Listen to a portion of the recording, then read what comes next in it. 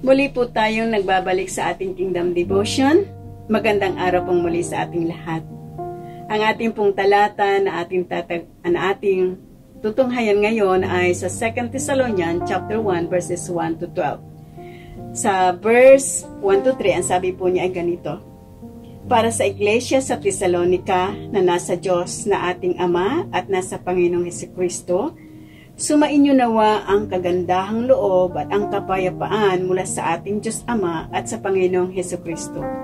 Mga kapatid, tama lamang na kami laging magpasalamat sa Diyos dahil sa inyo, sapagkat patuloy na lumalago ang inyong pananampalataya kay Kristo at lalong nagiging maalab ang inyong pagmamahalan sa isa't isa.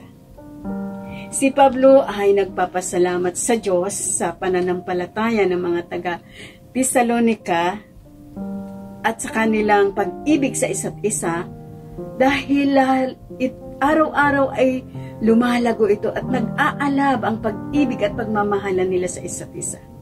At ito yung nais niyang makita. Tayo din bilang tagaturo, bilang pastor, sa mga kapatiran natin, sa kaharian ng Diyos, nawa yung nais po natin ay makita ang ating mga kapatiran na masaya sila, nagtutulungan, at naandoon yung totoong pagmamahalan sa isa't isa.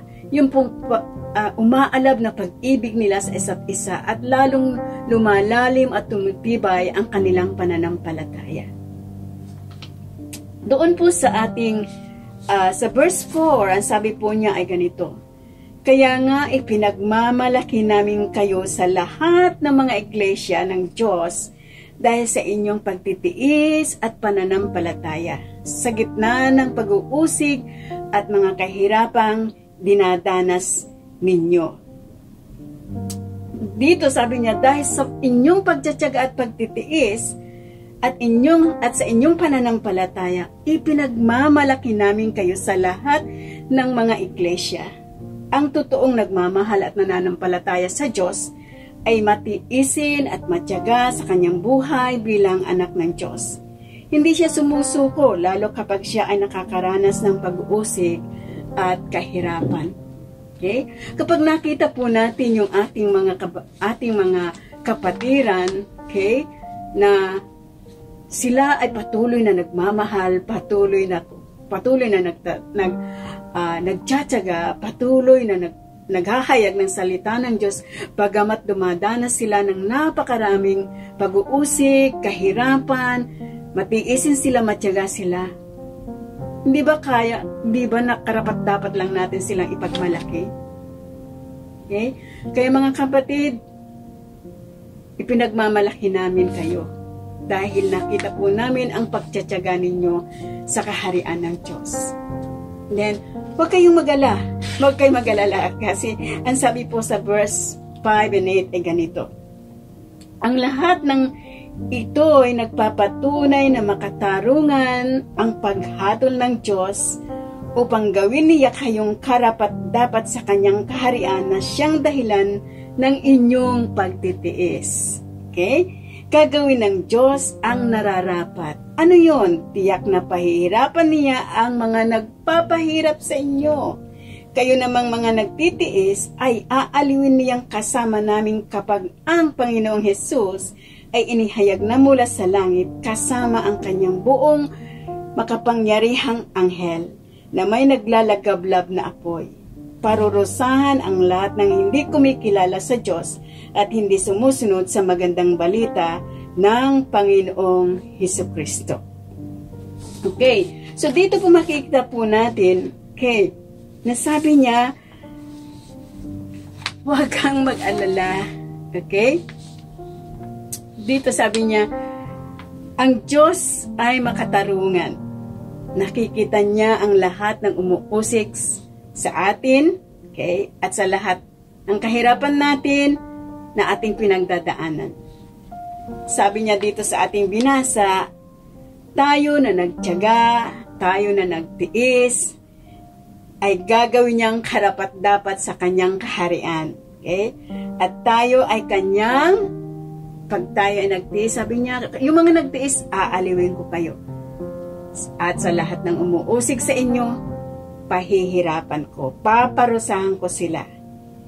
Okay? Hindi lang yung umuusig sa atin, kundi lahat ng mga hindi nanampalataya sa Kanya at hindi nagtiwala sa Kanya ay Kanyang parurusahan. So, hindi lang po yung umuusig sa atin, kundi yung hindi nagtiwala at hindi kumilala sa Kanya bilang Panginoon nila tagapagligtas ay parurusahan niya pagdating ng araw.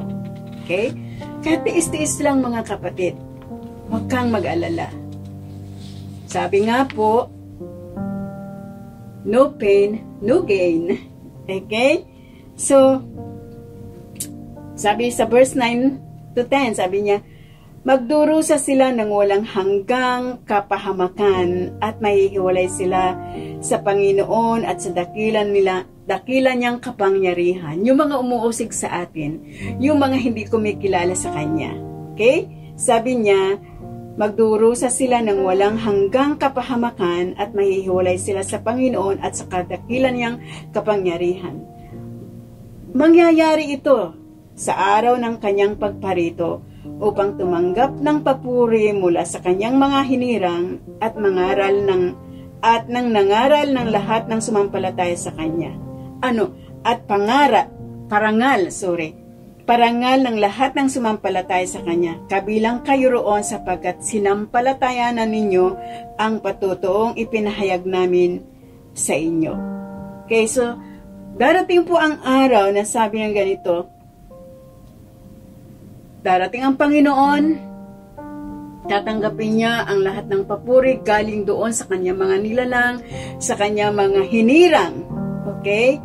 At yung mga hindi sumampalataya sa Kanya, sila ay mapaparusahan mapaparusahan sila ng walang hanggang kapahamakan. Okay? And kabilang, sabi niya dito, at tayo na nanampalataya sa Kanya, na nagtiis para sa Kanya, paparangalan din tayo ng Panginoon. Okay? So, patuloy lang po mga kapatid. Magtiis lang. Konti na lang na panahon. Dito po, sa verse 11 and 12, ang sabi po niya ay ganito, dahil dito, lagi namin kayong idinadalangin sa Diyos, na naway maging karapat-dapat kayo sa pagkatawag niya sa inyo, at sa pamagitan ng Kanyang kapangyarihan, naway ipagkaloob niya sa inyo ang lahat ng mabuti ninyong hinahangad, at maging ganap ang inyong mga gawaing ibinunga ng pananampalataya. Sa gayon, mapaparangalan ninyo ang pangalan ng ating Panginoong Hesus, at kayo naman ay pararangalan din niya ayon sa kagandahang loob ng Diyos at ng ating Panginoong Hesukristo. So nakita po natin, ang panalangin ni Pablo ay nawa bawat isa sa atin ay maging karapat-dapat sa kanyang pagkakatawag sa atin. Sa pamagitan ng kanyang kapangyarihan, nawa ay ipagkaloob ng Diyos sa atin ang lahat ng ating hinahangad at maging ganap ang ibunga ng maging ganap yung mga bunga ng ating pananampalataya at mabigyan natin siya ng karangalan. At tayo naman ay paparangalan din niya ayon sa kagandahang loob na sa pamagitan ni Hesukristo.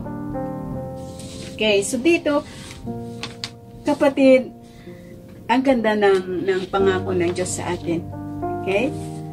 Sabi niya, nawa sa ating pagkakatawag ay maging karapat-dapat tayo. Worthy. Our life should be worthy of our calling. So, anong hinahangad mo sa Diyos? Anong hinahangad mo sa ating Panginoong Hesus? Anong naisin mong ipagkaloob sa inong Diyos habang ikaw ay naglilingkod sa Kanya? Katatagan ba? Kalaliman ng pananampalataya? Compassion? Okay? Pagmamahal? Pangunawa? Pagtitiis? Ipagkakaloob yan ng Panginoon. Magtitiis lang tayo, magtsatsaga lang. Kasi darating ang araw, tatanggapin po natin ang karangalan galing sa Kanya. At mapaparangalan din po natin ang ating Panginoon. Una sa lahat ay parangalan po muna natin ang kanyang pangalan. At sa kanyang kagandahang loob, ipagkakaloob niya ang nararapat para sa atin. Kaya, manalangin po tayo. Dalangin ko na patuloy tayong magtiyaga, patuloy tayong magtiwala sa Kanya. Okay, manalangin po tayo. Ama naming nasa langit, tulungan mo kami na maging matatag, matibay sa aming pananampalataya sa iyo. Maging matiisin nawa kami, lalo na po kung kami ay dumadaan sa problema at kahirapan sa buhay. Sa mga umuusig sa amin, maiparamdam namin na sila ay mahal namin at nawa ay magkaroon kami ng pusong madaling magpatawad. Bigyan mo kami ng mga mata na lagi nakatingin sa mga bagay na makalangit. Ingatan mo ang aming mga puso. Okay? Nawa hindi po pasukin ng ano pa mang bagay na hindi ikalulugod ng iyong pangalan. Salamat po sa iyo, aking Ama. Ito ang aking dalangin sa pangalan ni Jesus, aking Panginoon at Tagapagligtas. Amen.